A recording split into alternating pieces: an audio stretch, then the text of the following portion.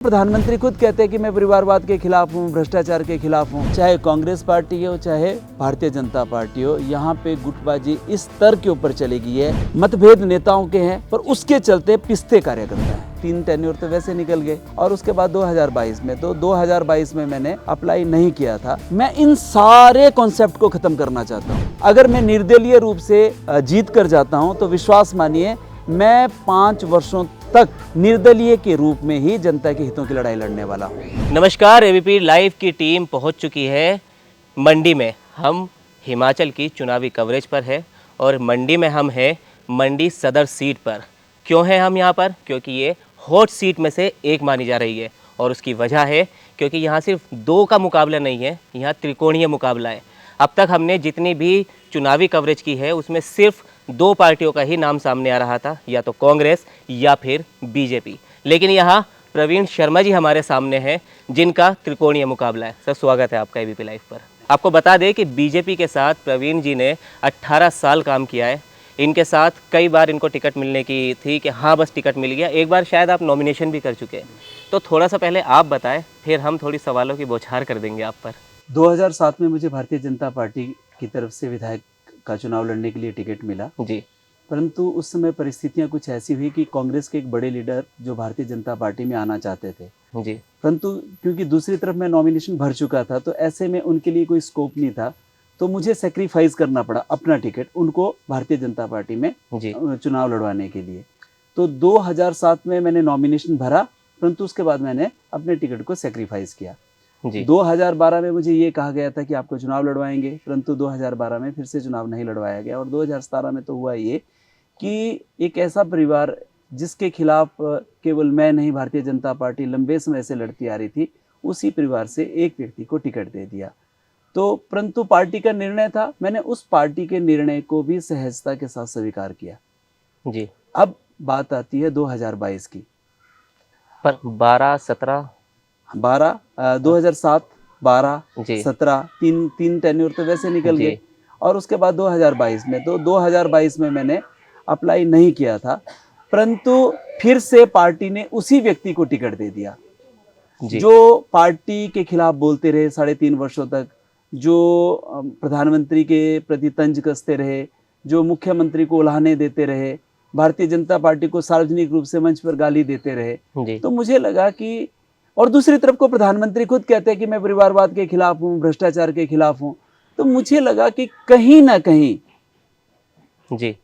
कथनी और करनी में अंतर आ रहा है। बीजेपी की कथनी और करनी में अंतर है। आ रहा है, तो मुझे उसके खिलाफ खड़े होना था, क्योंकि मैं भारतीय जनता पार्टी का शुद्ध रूप से कार्यकर्ता तो हूँ, जी, परंतु मैं भारतीय जनता पार्टी को तभी तक पसंद करता हूं जब तक पार्टी विद डिफरेंस है। अगर वो कांग्रेस की तरह ही व्यवहार करेगी तो फिर भारतीय जनता पार्टी में मुझे नहीं रहना था। आपने कहा आप कार्यकर्ता है या थे? अब तो था, क्योंकि तो मैं भारतीय जनता पार्टी से इस्तीफा दे चुका हूं। आप अगर जीत जाते इस चुनाव में तो क्या इरादा है? फिर दोबारा ज्वाइन करेंगे या कांग्रेस? अगर जीत जाते हैं तो 5 वर्षों तक ज्वाइन करने का सवाल ही पैदा नहीं होता है, क्योंकि इंडियन कॉन्स्टिट्यूशन जो है हमें अलाउ ही नहीं करता है कि एक निर्दलीय जब एक निर्दलीय के रूप में चुनाव जीतता है तो किसी पार्टी को ज्वाइन कर सके। जी, एसोसिएट मेंबर जरूर बनाया जा सकता है, परंतु मैंने कॉन्स्टिट्यूशन में कहीं नहीं पढ़ा कि किसी को एसोसिएट मेंबर आप किस तरह से बनाएंगे। अगर मैं निर्दलीय रूप से जीत कर जाता हूं तो विश्वास मानिए मैं 5 वर्षों तक निर्दलीय के रूप में ही जनता के हितों की लड़ाई लड़ने वाला हूं। ठीक है। आप 18 साल तक पार्टी के साथ रहे तो आप पार्टी के बारे में अच्छे से जानते होंगे।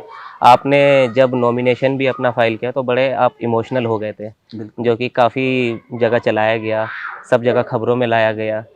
तो मेरा सवाल आपसे ये है कि पार्टी में गुटबाजी की बात विपक्षी नेता बहुत लगाते हैं कि इनकी गुटबाजी है पर सामने नहीं आ रही, बट इनमें बहुत गुटबाजी है। तो आप क्या समझते हैं? आपको लगता है गुटबाजी है बीजेपी में? अगर मैं इसको स्वीकार नहीं करता हूं जी, तो अपने आप से भी धोखा है और उन दर्शकों जो मुझे सुन रहे हैं उनसे भी धोखा है। सच्चाई यही है कि चाहे कांग्रेस पार्टी हो चाहे भारतीय जनता पार्टी हो, यहाँ पे गुटबाजी इस स्तर के ऊपर चलेगी है।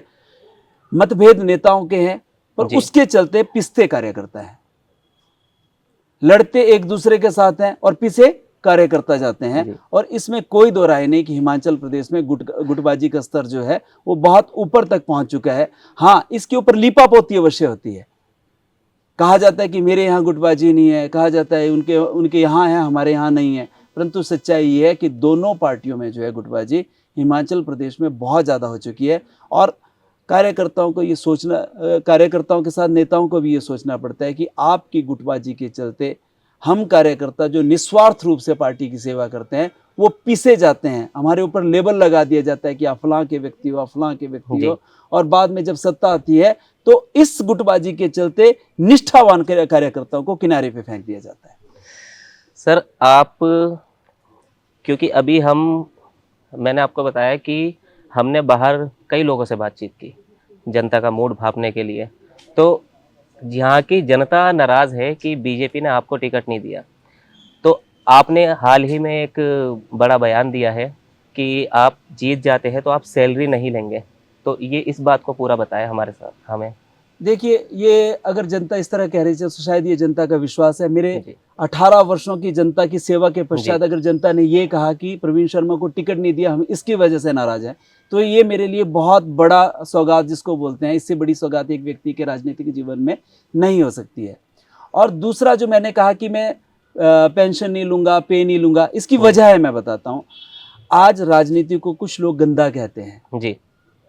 राजनीति में अच्छे लोग नहीं आ रहे हैं, कुछ लोगों ने राजनीति को दुकानदारी बना के रखा हुआ है।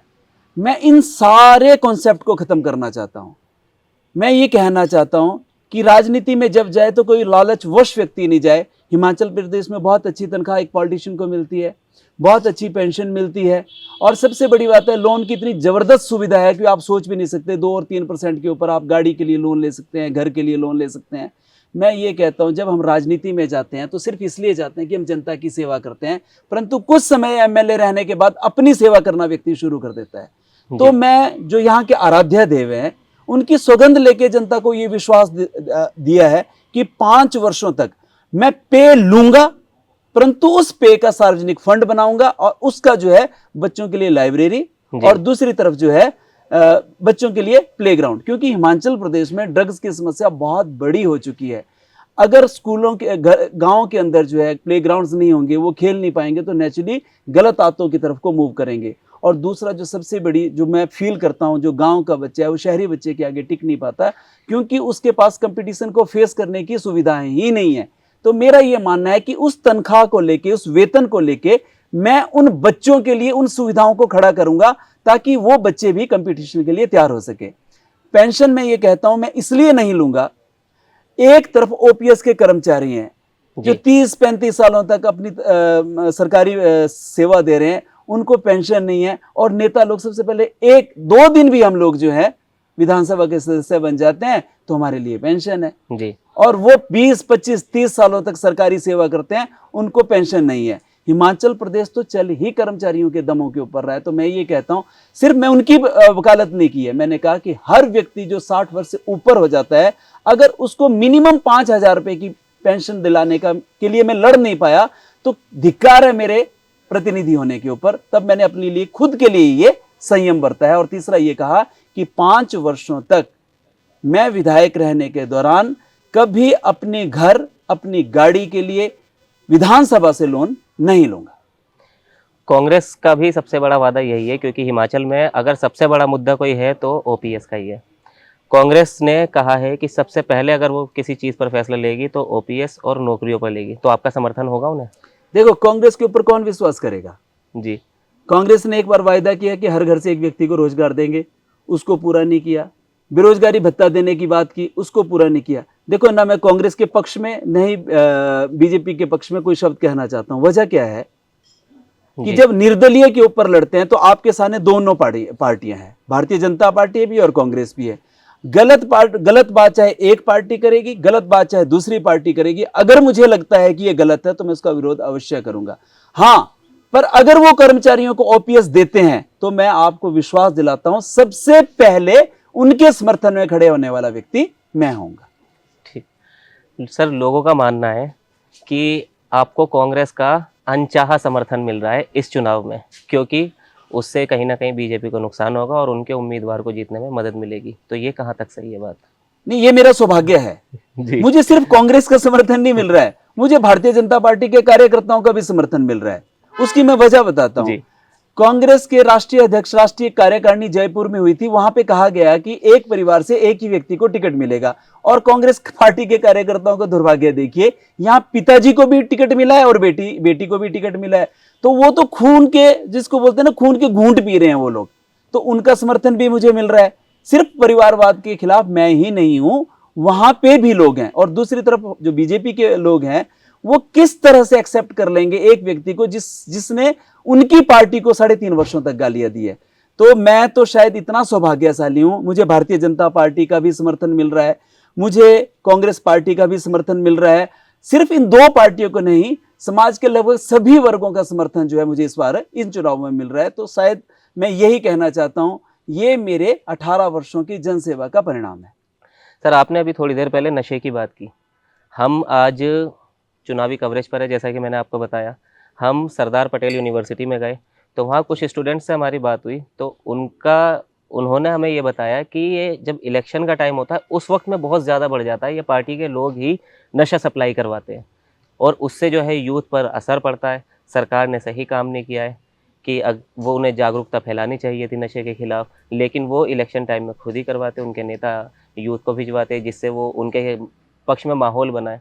आपको क्या लगता है, दोनों पार्टी या कौन सी पार्टी ऐसा करती है? नहीं, जहां तक मेरा ख्याल है कि नशे को दो भागों में बांट सकते हैं। जी एक जो ड्रग्स जिसको हम चिट्टा वगैरह कहते हैं, जी और दूसरा शराब वगैरह। ये तो मैंने बहुत बार सुना है कि जो कैंडिडेट, क्योंकि मैं पहले चुनाव नहीं लड़ा हूं, तो मेरे सामने से इस तरह की सिचुएशन नहीं आई कि किसी आदमी को शराब पिलानी पड़ी है। वो जी मैंने अपने आप को खुद शुद्ध रखा हुआ है। तो मैं तो इतना विश्वास दिलाता हूं कि मेरे एंड के ऊपर आप कभी नहीं सुनोगे कि मुझे किसी व्यक्ति के से वोट प्राप्त करने के लिए शराब पिलानी पड़ी हो। ये तो होगा। और रही बात, नशा सिर्फ और सिर्फ पॉलिटिकल पार्टियां फैलाती है, ऐसा नहीं है।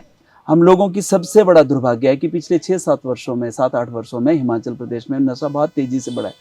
बहुत सारे घर बर्बाद हुए हैं यहाँ पर जी और बहुत सारे परिवार इस बात से टूटे हुए हैं कि उनके बच्चे जो है नशे में की गिरफ्त में। आप विश्वास नहीं करोगे, जो हम कभी सपने में भी नहीं सोच सकते थे, हिमाचल प्रदेश में अब लड़कियां भी गिरफ्तार हो रही हैं नशे की खेपों के साथ। तो ये सच में दुर्भाग्यपूर्ण है। किसी एक पार्टी को मैं दोष दूं, किसी दूसरी पार्टी को दोष दूं, ये गलत है। ये समाज का सामूहिक कर्तव्य है कि हम लोगों को मिलकर ही ठीक करना पड़ेगा और इसके लिए इस तरह के प्रतिनिधियों को आगे लाना पड़ेगा जो स्ट्रिक्टली, स्ट्रांगली इस गलत चीज के खिलाफ खड़े हो। सर, हमारी सीएम साहब से बात हुई, हमने उनसे एक सवाल किया, वो काम जो आप नहीं कर पाए और आप आगे करना चाहेंगे, तो उन्होंने हमें मंडी एयरपोर्ट का जिक्र किया कि हम वो बनाएंगे। लेकिन आज हमने उसको ज़मीनी स्तर पर जाके देखा, वहाँ देखा तो वहाँ ज़मीन पर कुछ नहीं है, कोई शिलान्यास नहीं, लोगों को पता ही नहीं है कि बनेगा कहाँ पर। वो कोई कह रहा है कि यहाँ बनेगा, कोई कह रहा है 2 किलोमीटर आगे बनेगा। तो बनेगा या फिर ये सिर्फ चुनावी वादे है? नहीं, ये एक्चुअली में मेरी कंस्टिट्यूंसी से बाहर का है जी। और मैं चाहूँगा नहीं कि मैं अपनी सारी चीज़ों को वहाँ पे उलझाऊँ। अगर वो बना लेते हैं तब भी अच्छा है, नहीं बना पाते हैं तो किसानों की ज़मीनें बच जाएंगी। लोग खिलाफ भी उसके। मेरा तो शुरू से मानना था कि एक ऐसी जगह ढूंढी जाए जहाँ लोगों की ज़मीनें खराब ना हो, परंतु वो उनके मन में क्या है, उनका मैं बहुत सम्मान करता हूँ। इसलिए मुझे लगता है कि जहाँ पर भी बने, ऐसी जगह पर बने जहाँ पे बहुत कम नुकसान ज़मीनों का हो। सर, बस बहुत कम शब्दों में मंडी सदर विधानसभा सीट के मुद्दे बता दीजिए, यहाँ क्या काम होने और क्या मुद्दे हावी है? देखिए, यहाँ पे जो सबसे पहला वाला मुद्दा है वो है वंशवाद। चाहे कांग्रेस पार्टी हो, चाहे भारतीय जनता पार्टी हो, दोनों के कैंडिडेट जो हैं ऐसे परिवारों से आते हैं जो पिछले 25-30 सालों से हिमाचल प्रदेश में राज कर रहे हैं जी। और जो दूसरी बात है, हमारा जो एमएलए हैं वो पिछले 5 वर्षों में 2 वर्ष तो मंत्री रहे, उसके बाद 1.5 वर्ष मंत्री रहे, 3.5 वर्ष तक बिल्कुल गायब रहे। कोरोना के टाइम में वो नहीं दिखे, बेरोजगारों के लिए उन्होंने कुछ नहीं किया, कर्मचारियों के लिए किसी भी स्तर के ऊपर वो नहीं लड़े। और सबसे बड़ी बात, उनके पास बहाने होते हैं। जब वो पिछली बार कांग्रेस सरकार में थे तब मुख्यमंत्री को कोसते थे, तत्कालीन मुख्यमंत्री स्वर्गीय श्री वीरभद्र जी को जी। और जब भारतीय जनता पार्टी की सरकार में आए तो यहाँ पे वर्तमान मुख्यमंत्री श्री जयराम ठाकुर जी को कोसना शुरू कर दिया।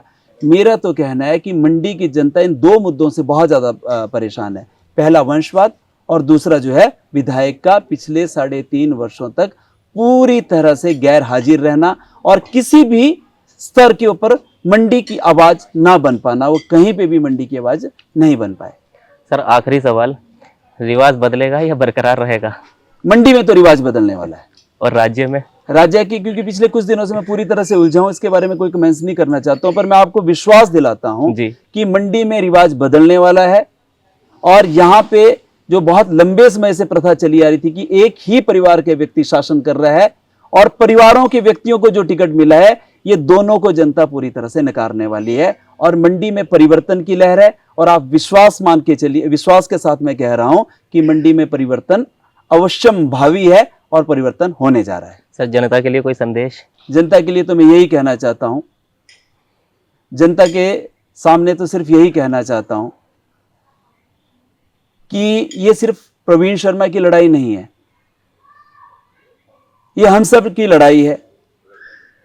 अगर हम लोगों को परिवारवाद को खत्म करना है तो हम लोगों को सामूहिक रूप से इस बुराई का अंत करना पड़ेगा, क्योंकि प्रधानमंत्री लाल किले की प्राचीर से कहते हैं कि परिवारवाद ही भ्रष्टाचार की मूल जड़ है।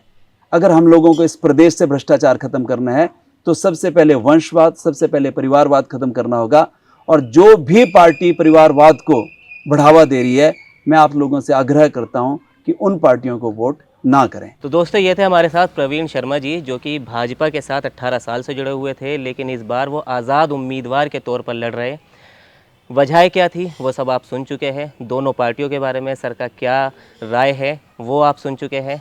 बस हमारी आपसे एक अपील है, वोट चाहे किसी को भी दे, लेकिन वोट ज़रूर दे। और बाकी इस वीडियो में इतना ही।